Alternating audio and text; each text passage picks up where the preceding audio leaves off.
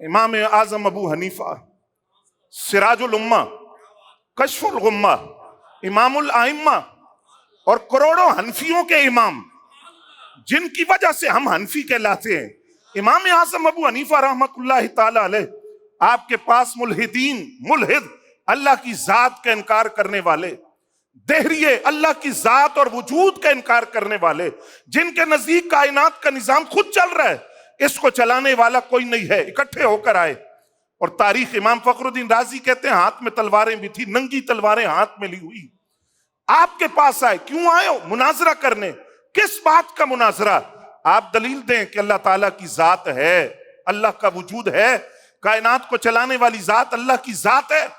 حضرت امام اعظم ابو حنیفہ نے کتابیں نہیں کھولی، قرآن مجید اور حدیث کی کتابیں کھول کر دلائل نہیں دیے، آپ سوچ میں پڑ گئے۔ ان ملحدوں نے پوچھا کیا سوچ رہے؟ فرمایا میں یہ سوچ رہا ہوں کہ ایک بندے نے مجھے بات سنائی ہے، وہ بات اس نے یہ سنائی کہ ایک کشتی دریا میں چل رہی ہے، اس کو چلانے والا کوئی نہیں ہے، نہ کوئی کپتان ہے، نہ ملاح ہے، نہ خدا ہے، نہ خدا کشتی چلانے والا، نہ کوئی کیپٹن ہے، کوئی بھی نہیں، کشتی خود چل رہی ہے، اور دریا کے اندر موجیں بھی ہیں، لہریں بھی ہیں، موجوں کے تھپیڑے ہیں، کبھی سیلاب بھی آتا ہے، کبھی ہوائیں چلتی ہیں، آندھی چلتی ہے، لیکن کشتی کو چلانے والا کوئی نہیں۔ کشتی ایک سمت میں چلتی جا رہی ہے، یہاں تک کہ کشتی ان تھپیڑوں سے مقابلہ کرتے ہوئے جا کر ساحل کے ساتھ وہ کشتی ٹکراتی ہے اور وہاں ٹھہر جاتی ہے۔ فرمایا میں اس بات میں سوچ رہا ہوں کہ کشتی بغیر ملاح کے کیسے چل رہی تھی، ایک آدمی نے یہ بات سنائی ہے مجھے۔ ان دہریوں نے کہا ذرا توجہ فرمائیں اور امام صاحب کی فراست دیکھیں۔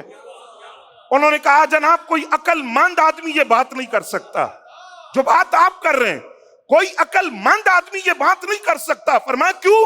انہوں نے کہا اس لیے کہ بغیر چلانے والے کے کشتی خود چل رہی ہے، خود وہ دریا کی موجوں اور تھپیڑوں سے مقابلہ کر رہی ہے، اور وہ خود ساحل پر جا کر لگ گئی بغیر کسی چلانے والے کے۔ کوئی عقل مند آدمی یہ بات نہیں کر سکتا۔ فرمایا یہی تو میں تمہیں کہہ رہا ہوں، اگر عقل اور شعور اللہ نے تمہیں دیا ہے تو تم سے سوال کرتا ہوں کہ سورج خود نکل رہا ہے، چاند خود نکل رہا ہے، یہ فصلیں اپنے وقت پر زمین سے پیدا ہوتی ہیں، کیا یہ خود پیدا ہو رہی ہے؟ یہ دریاؤں کی روانی خود ہے، یہ دن اور رات کا بدلنا یہ خود ہے، بغیر کسی چلانے والے کے ہے۔